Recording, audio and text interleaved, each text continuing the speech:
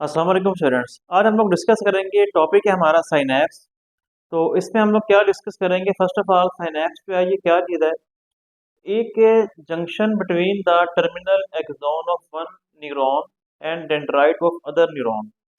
ये इसके अंदर ना इसकी डेफिनेशन है, यानी कि इसमें ये बताना चाह रहा है, ये आपके सामने ना न्यूरॉन बना हुआ है, एक ये वाला न्यूरॉन है, एक ये वाला न्यूरॉन है। ये दोनों न्यूरॉन्स आपस में अटैच हैं। ये इस न्यूरॉन का एक्सॉन है, एक्सॉन यहाँ पे एंड हो रहा है। एक्सॉन के एंड वाला जो पॉइंट होता है इसको हम बोलते हैं टर्मिनल एंड ऑफ एक्सॉन। तो एक न्यूरॉन का टर्मिनल जो ये वाला एंड है जिसको हम टर्मिनल एंड ऑफ एक्सॉन कहते हैं, और दूसरे न्यूरॉन का ये वाला डेंड्राइट है। ये आपस में अटैच है। एक न्यूरॉन से दूसरे न्यूरॉन में जो नर्व इम्पल्स ट्रांसफर होती है वो इसी एक न्यूरॉन के एक्सॉन से, टर्मिनल एक्सॉन से दूसरे न्यूरॉन के डेंड्राइट के ऊपर ये जो इम्पल्स पास होती है या गुजर के दूसरे न्यूरॉन के पास जाती है, इसको हम, ये कनेक्शन जो है ना इनमें, इस कनेक्शन का नाम है साइनैप्स। ठीक है ना? तो इसमें एक बात आपने माइंड में रखनी है कि जो ये वाला कनेक्शन है इसमें एक जो न्यूरॉन का ये वाला एक्सॉन है और दूसरे न्यूरॉन का ये वाला डेंड्राइट है, ये आपस में अटैच से करीब बहुत ज़्यादा कनेक्टेड है। अटैच है मतलब कि इनके इनमें थोड़ा सा बीच में गैप होता है, यानी कि ये यहाँ पे इनका एक जंक्शन है जहाँ पे आके ये एक दूसरे के बहुत करीब होते हैं, लेकिन इनमें गैप होता है। बिल्कुल ये साथ जुड़े हुए नहीं होते, बिल्कुल आपस में अटैच नहीं होते। ओके, इसी चीज़ को हमने बड़ा कर लिया है। ये एक न्यूरॉन का जो आपको नज़र आ रहा है यहाँ पे, ये इस न्यूरॉन का टर्मिनल एक्सॉन है, और ये इसका जहाँ पे न्यूरॉन का टर्मिनल पोर्शन खत्म होता है जिसको हम नोब कहते हैं, ये वही वाला नोब बनी हुई है, इसको हम साइनेप्टिक नोब कहते हैं। और दूसरे न्यूरॉन का ये वाला पोर्शन जो आपको नजर आ रहा है, ये किसी दूसरे न्यूरॉन का जो है वो डेंड्राइट है। ठीक है ना?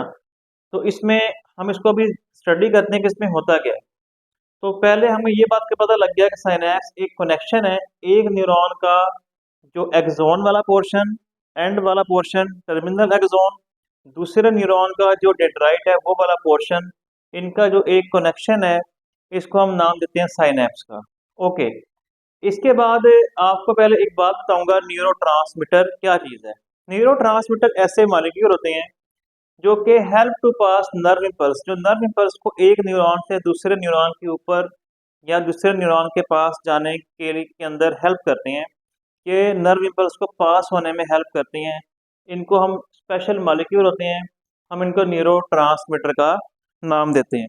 इसमें एक मॉलिक्यूल है, इसका नाम है एसिटाइलकोलिन। ये भी क्या करता है, नर्व इम्पल्स को पास होने में हेल्प करता है।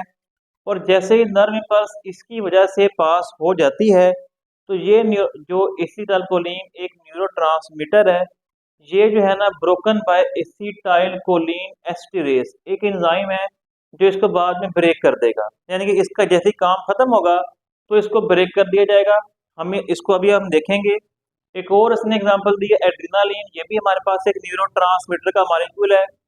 जैसे ही ये एड्रेनालिन अपना काम कर देगा, यानी कि नर्व इम्पल्स को पास करवा देगा एक न्यूरॉन से दूसरे न्यूरॉन में, ये भी जो है वो ब्रेक हो जाएगा, इसको भी खत्म कर दिया जाएगा मोनोअमाइन ऑक्सीडेज एंजाइम की मदद से। ओके, अब हम यहाँ पे देखते हैं कि सारा जो है ना प्रोसेस किस तरह ये होता है।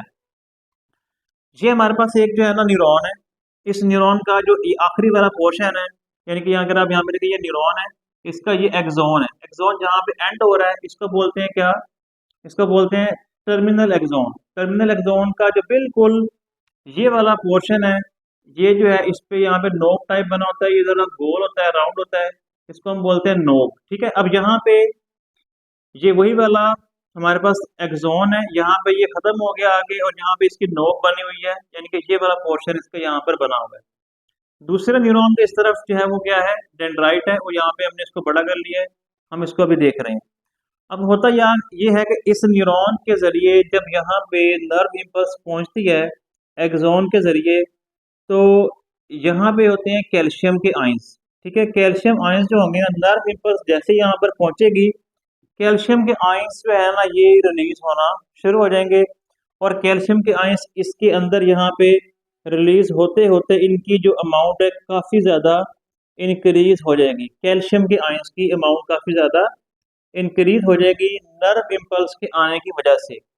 जैसे ही यहाँ से कैल्शियम के आयंस की अमाउंट ज़्यादा होगी, क्वांटिटी बढ़ेगी, कैल्शियम के आयंस एज अ स्टिमुलस काम करेंगे और जाके यहाँ पे एक वेजिकल पड़ा होगा, इसको हम कहते हैं साइनेप्टिक वेजिकल। क्योंकि ये साइनेप्स है, ये कनेक्शन साइनेप्स है, तो हम हर जगह पे यहाँ पे साइनेप्टिक का वर्ड जो है वो यूज़ करेंगे। ठीक हो गया, तो इसका नाम है साइनेप्टिक वेजिकल। ठीक हो गया। इसके अंदर ये आपको रेड में जो मॉलिक्यूल नजर आ रहे हैं, ये हमारे पास न्यूरोट्रांसमीटर के मॉलिक्यूल हैं। ये रेड वाले मॉलिक्यूल कौन से हैं? ये न्यूरोट्रांसमीटर का मॉलिक्यूल यहाँ पे मैं लिख देता हूँ कि ये हमारे पास न्यूरोट्रांसमीटर एंटी न्यूरोट्रांसमीटर का मॉलिक्यूल है। कैल्शियम आयन इसको जो है वो एक्टिव कर देंगे। सिनेप्टिक जो वेसिकल है, ये जाके यहाँ पे ये जो मेम्ब्रेन है, इस मेम्ब्रेन को हम बोलते हैं पोस्ट, ये जो है ना, ये वाली मेम्ब्रेन, इसको हम बोलते हैं, ये वाला जो न्यूरॉन है ना, इसको हम बोलते हैं प्री साइनेप्टिक न्यूरॉन। यानी कि साइनेप्स जो कि एक कनेक्शन है, उससे पहले वाला जो न्यूरॉन का नाम क्या बन गया? Pre synaptic neuron. और ये जो मेम्ब्रेन होती है, इसको बोलते हैं प्री साइनेप्टिक मेम्ब्रेन। ये वाली क्या नाम है इसका? Pre synaptic membrane. ये आप बुक में इसको देख सकते हैं। ये वेसिकल जाके यहाँ पे अटैच हो जाएगा। इसके अंदर न्यूरोट्रांसमीटर के जो मॉलिक्यूल हैं, ये मॉलिक्यूल जो है ये यहाँ से बाहर निकल आएंगे। बाहर निकल के आएंगे कहाँ पे? ये बीच में आपको जो खाली जगह नजर आ रही है, इस खाली जगह को हम बोलते हैं साइनेप्टिक क्लेफ्ट। क्लेफ्ट बोलते हैं एक एम्प्टी या खाली जगह यहाँ पे जो आपको नजर आ रही है, इसको क्लेफ्ट बोलते हैं, यहाँ सिनेप्टिक क्लेफ्ट का नाम देते हैं। अच्छा, अब ये न्यूरोट्रांसमीटर का मॉलिक्यूल इस क्लेफ्ट में आ गया, सिनेप्टिक क्लेफ्ट में आ गया। आने के बाद न्यूरोट्रांसमीटर का मॉलिक्यूल मैं सीक्वेंस में बता रहा हूँ, ये यहाँ पे जाके लग जाएगा।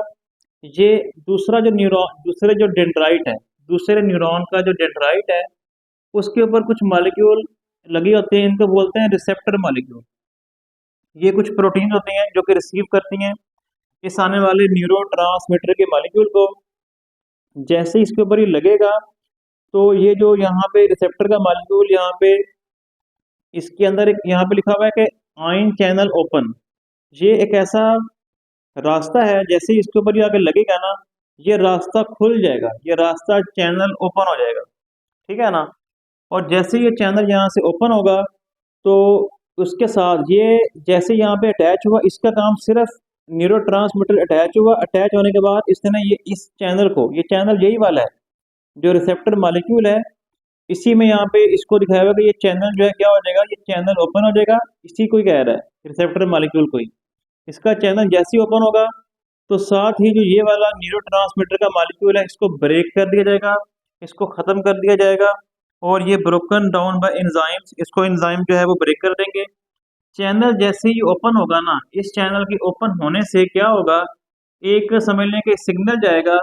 वो सिग्नल क्या जाएगा कि यहाँ पे जो आपको ये हम आप ये पहले ये पढ़ चुके हैं इस बात को कि न्यूरॉन जो होता है वो रेस्ट में होता है, रेस्ट की हालत में होता है। और जब न्यूरॉन रेस्ट में होता है, तो वो अंदर से क्या होता है? अंदर से वो नेगेटिव होता है। लेकिन जैसे ही ये आयंस का चैनल ओपन होगा, न्यूरोट्रांसमीटर के इसके ऊपर लगने की वजह से, चैनल ओपन होते साथ ही ये एक सिग्नल जाएगा यहाँ पे। और जो यहाँ पे अंदर न्यूरॉन नेगेटिव हालत में है, यानी कि नर्व इम्पल्स को पास नहीं कर रहा, उसी वक्त जैसे ये चैनल ओपन होगा, ये अंदर से पॉजिटिव होना शुरू हो जाएगा, यानी कि नर्व इम्पल्स यहाँ से गुजरना शुरू हो जाएगी। और जो बाहर सारा पॉजिटिव होगा, वो सारा क्या हो जाएगा? नेगेटिव हो जाएगा।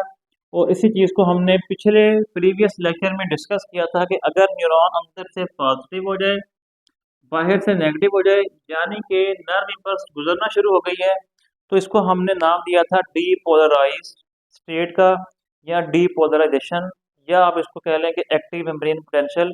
यानी कि अगर इस न्यूरॉन में ना नर्व इम्पल्स गुजरना शुरू हो गई है, जो कि पहले रेस्ट में था, अब इसमें से जो है इम्पल्स गुजरना शुरू हो गई है। ये इम्पल्स क्यों गुजरी? क्योंकि न्यूरोट्रांसमीटर के मॉलिक्यूल रिसेप्टर पे आके लगा। ये जो रिसेप्टर है, इस मेम्ब्रेन को बोलते हैं पोस्ट साइनेप्टिक मेम्ब्रेन। ठीक है ना? ये जो सारी मेम्ब्रेन है पोस्ट साइनेप्टिक मेम्ब्रेन, क्योंकि ये बाद में आती है, तो इसका नाम बन गया पोस्ट साइनेप्टिक मेम्ब्रेन। ये वाली पहले आती है, तो इसका नाम क्या बन गया? Pre synaptic membrane.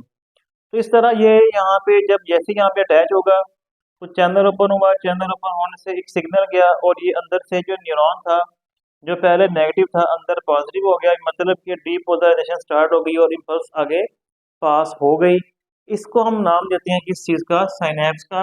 अच्छा, अब ये जो आगे इम्पल्स पास हुई है ना, इस इम्पल्स का आगे जो पास होना है इसको हम नाम देते हैं साइनेप्टिक ट्रांसमिशन, यानी कि इसका एक स्पेसिफिक नाम है, इसको बोलते हैं साइनेप्टिक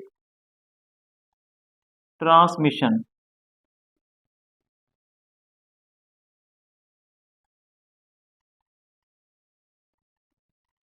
ठीक है, ये साइनेप्टिक ट्रांसमिशन इसको नाम देते हैं। ये जो इम्पल्स यहाँ से गुजरना शुरू हो गई है, ठीक है जी, इसके ऊपर से, तो इसको हम नाम देते हैं साइनेप्टिक ट्रांसमिशन का। तो ये आपका जो है वो मेन टॉपिक है।